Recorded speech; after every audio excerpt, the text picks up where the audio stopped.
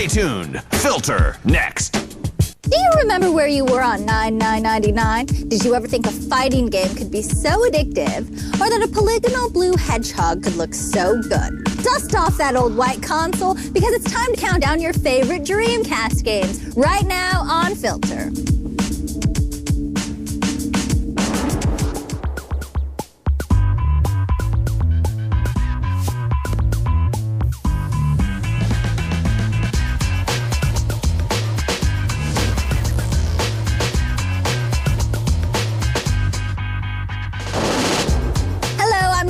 And welcome to Filter. A hand-picked top 10 video game countdown is voted on by you, the viewer, at G4TV.com.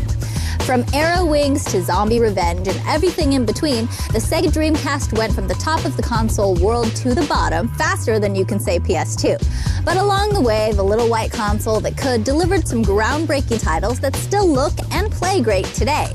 And this unforgettable console deserves some unforgettable recognition. So today, I stand before you as its most unforgettable character, Ooh La La.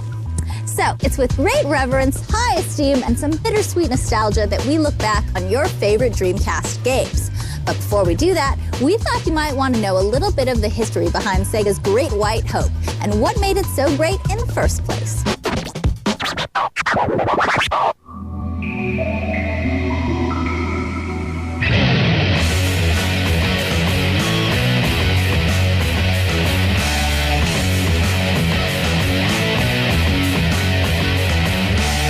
The Dreamcast was a Sega console that was put out in the late 90s. I thought the system was going to do really well. I was really excited about its release. It had really good hardware for the time. It was Sega's next big console after the Sega Saturn. The Sega Saturn was a miserable failure for Sega, and they really wanted to get back into the race. So they put out the Dreamcast way before any of these next generation systems came out. Unfortunately, they might have been a little bit too early. It came at a sort of awkward time and right before the release of PlayStation 2. So unfortunately, it didn't build the fan base that it could have. It kind of has a special place in a lot of gamers' hearts because there were a lot of great games for it, a lot of very, I guess you could call them gamers' games.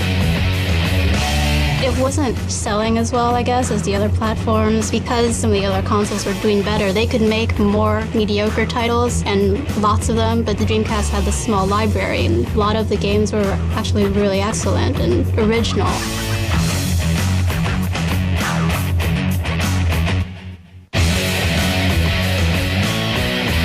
I kind of wish they still made games for the Dreamcast. I don't understand how 2 years pass and the system still is as powerful as the newer generation systems that are on the market right now, yet nobody's made a game for it in ages. So now that you know what made the Dreamcast great, let's get to the countdown. We begin with a title that proved Country Club members aren't the only ones who can enjoy a little racket action. At number 10 is Virtua Tennis.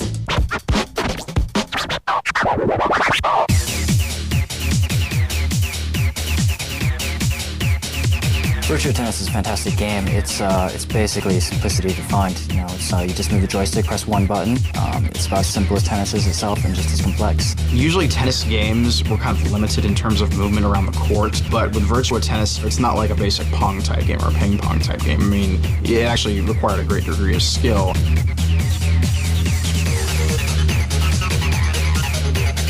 That was like the very first tennis game that I played that was actually realistic. The player models looked really real. The speed for the game was just right, you know, it seemed really realistic.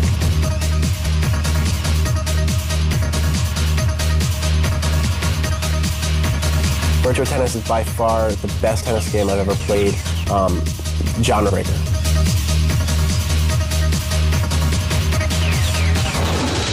While Virtua Tennis helped take you off the couch and onto the court, our next game helped bring the arcade to your living room, which inevitably put your ass right back on the couch. For that faction of the population who enjoys hunting the undead, House of the Dead 2 is for you.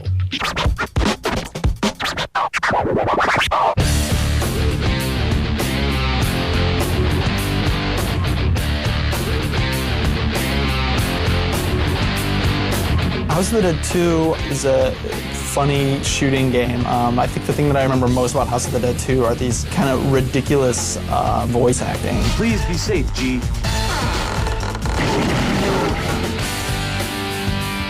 It was a very fast-paced game, but it also had some really amusing dialogue. I don't want to die! The voice acting was terrible, but that made it cool. It made it funny and fun. Unfortunately, House of the Dead 2 came out right after the Columbine shootings, so Sega was like, you know what, we can't release the gun. There's no way we can release the gun peripheral. Of course, everyone went ahead and bought the import version so you can use a light gun.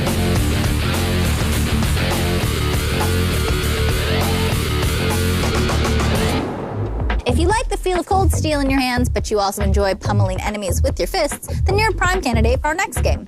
Utilizing power-ups, weapons, and interactive environments, Power Stone was a fighting game that broke new ground for digital pugilists, which is exactly why it comes in at number 8.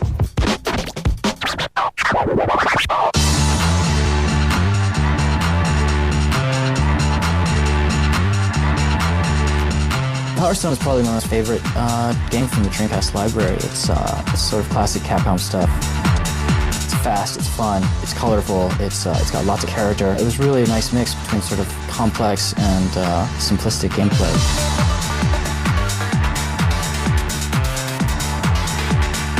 Power Stone is a cool type of game that's a 3D fighter, but for up to 4 people, and throwing not just punches and kicks, but also throwing items, and you have to watch out for things in the environment attacking you and all sorts of stuff.